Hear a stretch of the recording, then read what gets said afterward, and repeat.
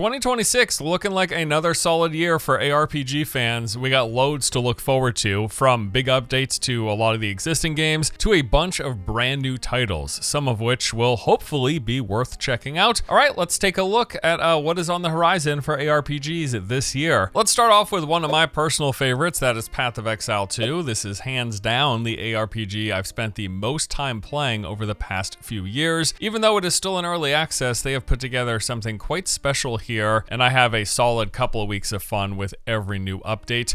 I suspect this next update will be no different, and it's looking to be launching sometime fairly soon. Now, as of this recording, no official date for the next league has been announced, but it's expected to arrive at some point in early May. Now, based on what GGG has said and what's been hinted at and sort of the projected pipeline prior to 1.0, we do have a few ideas of what this update, the 0.5 update, is going to include. For starters, we've already been told the endgame and Atlas map system is getting a total overhaul. This was initially expected to come in the prior league, but then they got pushed back as they said they wanted to keep adding more content for it. It wasn't quite ready, and now it's looking fairly likely to be coming with the upcoming league. Now, in an interview about a month ago, Mark touched on PoE2's endgame issues, saying, "We have an immense amount of in-game changes to make to the endgame in PoE2. I'd say it's a little bit different. There are just kind of obvious objective problems with the PoE2 endgame, and that's because we were obviously prioritizing the campaign and a lot of stuff like that, and the endgame we kind of were putting together, but it wasn't getting enough of our development priority. And so yes, we do have a large amount of changes that are planned to upgrade the endgame. We've identified a lot of problems. We're working towards it.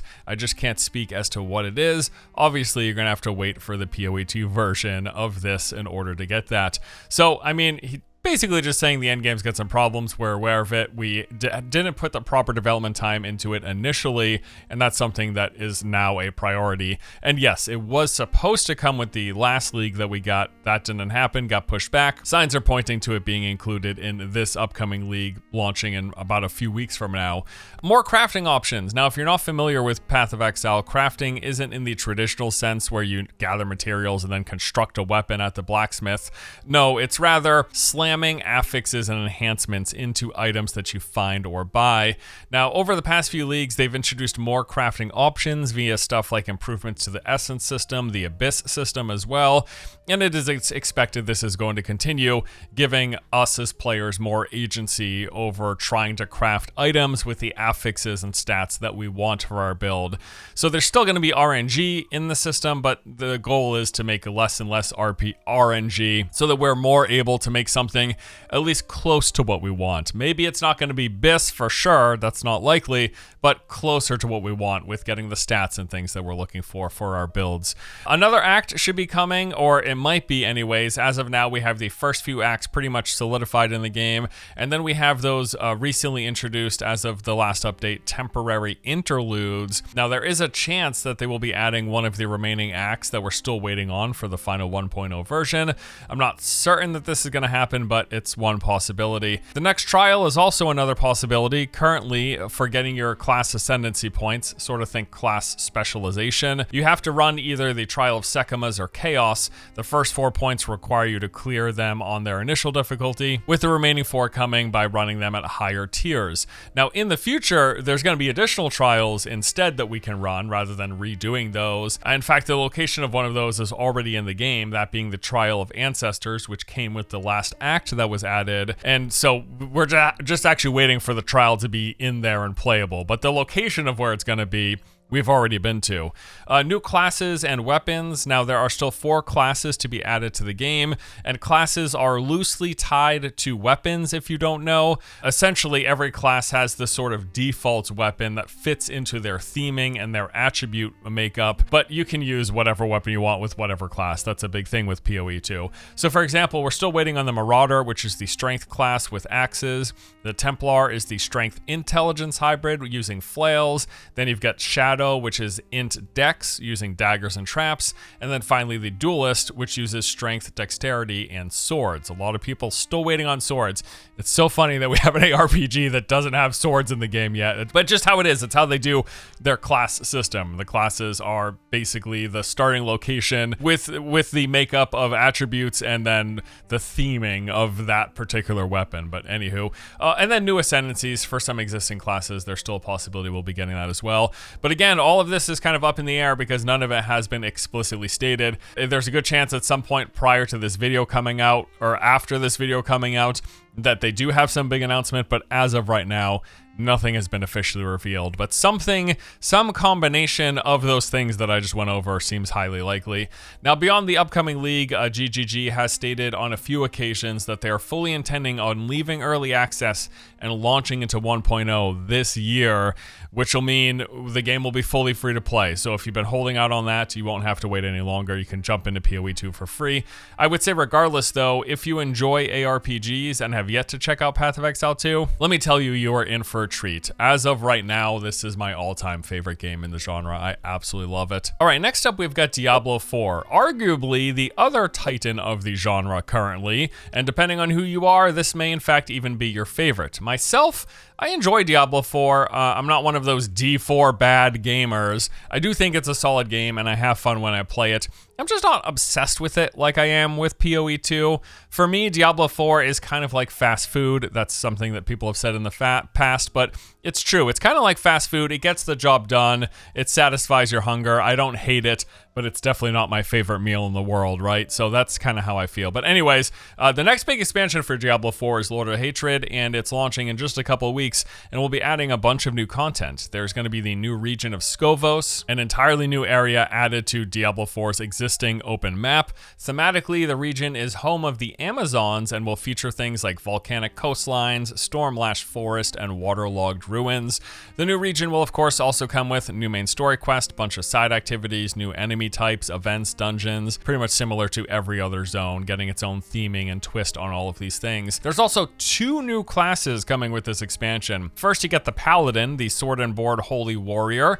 Honestly, this looks fantastic, and I've heard that in the current build of the game, it's quite good, although all that's going to get shaken up quite a bit, which we'll discuss in a moment. But either way, I am pumped. Paladin was one of my favorites in D2, so definitely plan on playing that. And the other new class is the Warlock, entirely new to the franchise. This is a master of demonology and summoning. It's also going to be more melee focused than range focused. This also looks really cool. Now, if you aren't aware, they recently added the class to Diablo 2 Resurrected just a few months ago. Although the D4 version will be a bit different, it's still, they just added a new class to the Diablo franchise. They put it in D2. I think it's also coming to the phone game, and it's going to be in D4 with this new expansion.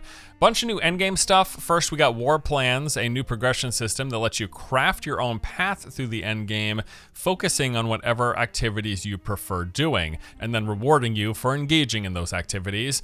Then there's the new event type, Echoing Hatred. It's described as a relentless gauntlet of demonic hordes designed to challenge even the strongest builds. I'm not entirely sure how this differs from any other endgame activity where you're fighting off waves of enemies that already exist, but we'll see. And fishing is apparently coming to the game. Maybe not the high up on the list for a lot of ARPG fans, but I like when these games add variety. In fact, if anything, I kind of wish D4 added more content variety types. I know the main thing is smashing enemies and collecting loot. There's other opportunities they can make, especially leaning into that MMO style that they were trying to do with Diablo 4. Just more downtime, extra stuff. It doesn't have to be a primary focus, but I think it's nice. It fleshes the game out a little more, so keep on going as far as I'm concerned. There's some new systems and mechanics and reworks as well. The skill tree system, completely reworked. They are trying to distance themselves from the meme of Diablo 4 being a skill twig rather than a skill tree. And from what I've seen, it looks like they're doing it. We're evidently getting something like 3 to 4 times the number of options compared to the current skill trees for every class. This includes new customization options, transformative skills, changing elemental types, the speed, the duration, etc. Blizzard has stated this will be a major disruption to the current class system. So yeah, maybe my Paladin isn't going to be as strong as it currently is in the game.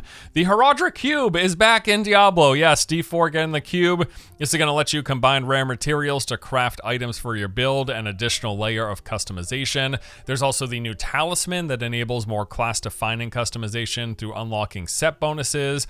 A loot filter. Yeah, Diablo finally catching up to all the other great ARPGs, getting a built-in loot filter in the game. Thank you.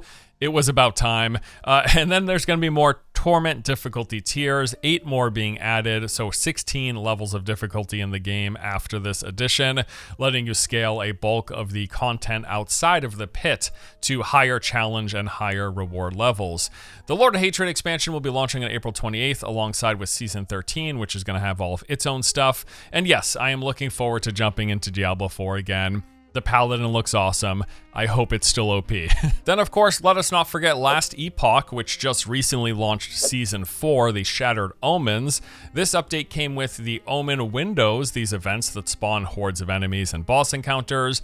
They have idol altars, these new items you can place above your idol inventory, modifying the shape, which opens up new potential configurations. They've added corrupted items, seen that in a few games. This just lets you add powerful new affixes to existing items. After it's corrupted, it cannot be further modified.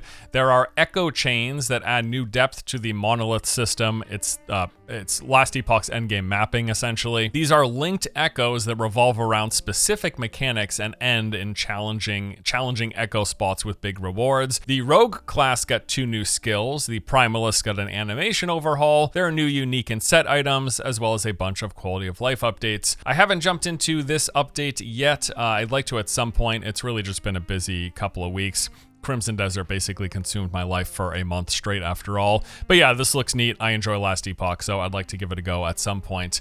Last year, we had the pleasure of the surprise of Titan Quest II launching into Steam Early Access. Although it was a fairly short experience with them releasing the game with only the first act, which from what I recall lasted somewhere around 10 or so hours. Its brevity aside, I nevertheless really enjoyed it. Kind of a more old school, slower pace style ARPG in a rather unique setting. Well, since the Early Access release, they've had a few big updates. So last September, they released Chapter 2, The Northern Beaches. This came with a brand new area full of new enemies, world quests, dungeons, and hidden treasures, 3 new major bosses, and the 4th tier of each mastery, which opened up more build options. And then in February, we got Chapter 3, The Arcadian Plains, which beyond a new map with quest points of interest, it also included 2 new enemy factions, the Centaurs and Boarmen, 4 new boss encounters, a bunch of brand new items, 7 dungeons, world events, and hidden secrets, and their officially updated roadmap for the rest of this year says that we're going to be getting Chapter 4, the Wildlands, a brand new crafting and summoning system, the Spiritry Mastery, which is sort of like a specker class you can spec into, and then all the usual stuff, new items, new enemies, new bosses, new features, new quest lines, etc. I've not played Titan Quest II since it first came to Early Access. Again, it was a short experience, but I did really enjoy it. Sounds like it might be worth a revisit sometime soon. All right, indie darling Grim Dawn is still working on its long-awaited major update, Fangs of Asterkarn. This will include the Ascendant Game Mode, 10th Mastery, a new chapter, option customization, affix transmutation, expansion of the Crucible, hundreds of new items, epic awakenings, and 2 new factions, or it will be at some point. It's been nearly 3 years since this expansion was first revealed. They are evidently still working on it, and it's expected to come out sometime, I think around the 2nd quarter of this year. Either way, though, Grim Dawn is great. Definitely worth giving a look if you've never played it and you like ARPGs. I also here want to give a shout out to No Rest for the Wicked. Although it is a tad different compared to all of the other games here, the Diablo likes or Exile likes. Can we finally make that transition? Can we just start calling them Exile likes? I don't know. No Rest kind of feels like a mashup of these Diablo-style games with this top-down hack-and-slash loot-chasing stuff, but with a combat system that has the weight of a Souls-like, along with gathering and crafting elements similar to some, say, RPGs or survival games. Frankly, I love No Rest for the Wicked. They have hit a few bumps in the road, but overall, I think the game, the experience it delivers, the combat, everything, I've just thoroughly enjoyed it. They keep adding new content, expanding the game, introducing new features. Recently, we got 4-player co-op. They've been addressing community pain points, streamlining things, improving performance. The list goes on. I'm really excited to see what is next for No Rest for the Wicked. I really dig playing it. Cool world, fun combat, interesting twist on the genre. Can't wait to see more. All right, so those are some of the updates and stuff on the horizon for some of the big games in the ARPG genre. But on top of that, we have some new games in the works I want to let you know about. Gods, Death, and Reapers. This is the latest title from Vulcan Studios, whose prior game, Vulcan, had some neat ideas, but ultimately fell flat and was unable to sustain a player base or similar update cadence compared to the big games in the genre that are long-standing. Nevertheless, they are back with something new, and here's hoping it's better. They are describing this as an innovative extra action RPG. I'm not having a stroke. Look at how they spelled this thing. Extraction RPG, I guess. It's got both a PvPvE mode as well as a full story-based co-op PvE mode. Some of the game's features will include, it's a classless system. Your build will be determined by your chosen weapons and armor. You've got a passive skill tree with 21 subclasses to pick from. Skills can be leveled up and modified, changing damage types, functions, buffs, and mechanics. It uses a 3-resource system with this interesting resource opposition where rage and willpower are balanced against each other. So from what I gather, the more you have of either one, the less you can potentially have of the other, but you can have a mix of rage and willpower.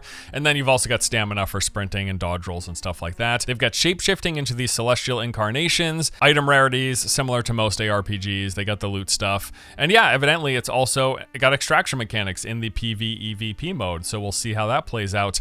God, Death, and Reapers is scheduled to release sometime this year. They've got playtest signups on the Steam page if you'd like to try the game early. Darkhaven is calling itself a next-generation ARPG brought to you by many of the original creators of Diablo and Diablo 2. You'll explore a procedurally generated and fully destructible open world unlike any other. And that fully destructible bit has been a major selling point from what I've seen. Similar to Minecraft or Enshrouded, you can alter the game's terrain and build just about anywhere. How much does that matter, or how much of that is interesting in a Diablo-style ARPG? I have no idea. We'll find out, but I like that it's at least a new twist. They're trying something different in the genre. So some features. You got unique worlds. They're moving away from the hallway and room logic typical for the genre. Instead, using ecological rules to stitch together biomes with handcrafted points of interest and terrain that makes sense. It's a dynamic world with terrain that is fully deformable. You can dig holes to harvest resources, discover hidden caves, tunnel through dungeon walls, drain lakes to uncover sunken ruins, so on and so on. On top of that, you can build, raise the earth to create islands, fortify defensive positions, construct bridges, whatever you want, really. Itemization, they're going to try to avoid the balanced banality and incremental percentages that are common in many ARPGs. No green arrow decisions, as they say. Instead, you can expect to find gear that feels genuinely powerful for its level and rare items that remain viable for a long time. Full freedom of movement. You are not rooted to the ground. You can jump, climb, swim, dash, double jump, making verticality a core part of the experience, and much of this will be required when engaging with combat, as you jump over ground effects or climb to get out of reach of pursuing hordes and pick them off from afar. And also they will have persistent realms with options for solo, co-op, and PvP realms available, and full mod support from the ground up. It's made to be fully moddable. I mean, yeah, I like that they're trying something different. It doesn't just feel like another Diablo 2 spin-off. Are those differences, the destructible world, the building, the double jumping, are those things that are going to make a positive difference and really add to the equation of the ARPGs that we enjoy? Maybe, maybe not. We will find out. Darkhaven is aiming to enter Steam Early Access later this year. Speaking of something a little different, the Dark West is an ARPG set on a cursed western frontier, and from what I've seen, this is looking to be your typical monster smashing, boss hunting, loot acquiring ARPG, but in a dark western instead of a medieval fantasy setting. Again, something different. I'm intrigued. We'll be exploring a cursed frontier from dying towns to worked out mines ruined by black magic. You can customize your character with dynamic skills and legendary gear. They say combat is fast-paced, strategic, and unforgiven. They've got this poker card system where you will assemble hands that alter your abilities, and the game will feature multiple acts, a variety of classes, an endgame loop to engage with, and of course, loads of gear to hunt. Really not sure what to expect of this, but once more, I do appreciate that they're trying something different. The Dark West will be entering Steam Early Access later this year. And lastly, I wanted to briefly mention Vaultbreakers. This is a game that I've played a fair bit of in the past. I really enjoyed it, but there was something missing for longer term engagement. Or to be precise, I would play for a couple of days, I would have fun, but then kind of not feel the motivation to keep on going. Now that said, these were all early tests and they are still actively developing the game, and I liked enough that I definitely want to see and play more. This too is not a traditional ARPG, but rather a hardcore top-down PvEVP extraction ARPG. The game blends MOBA-style characters and combat with large open maps full of points of interest. There are PvE camps with groups of enemies and bosses to fight.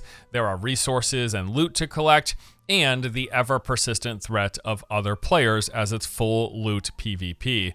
The game looks great, it has a pleasant art style, and it feels very good to play, which I think is why I've enjoyed my time playing the game in prior tests, and I'm really hopeful for this. I hope that they keep improving it and giving that long-term hook that I didn't feel in the past. I'm going to keep a close eye on it, and yeah, I think there's a good chance some of you would enjoy checking this out. They got playtests running every few months. If you'd like to be invited, you can register over on the Steam page. Alrighty, and with that, we wrap up today's video, a look at some of the big updates for the big names in the ARPG genre, as well as a handful of new games coming out this year that I think are worth keeping an eye on.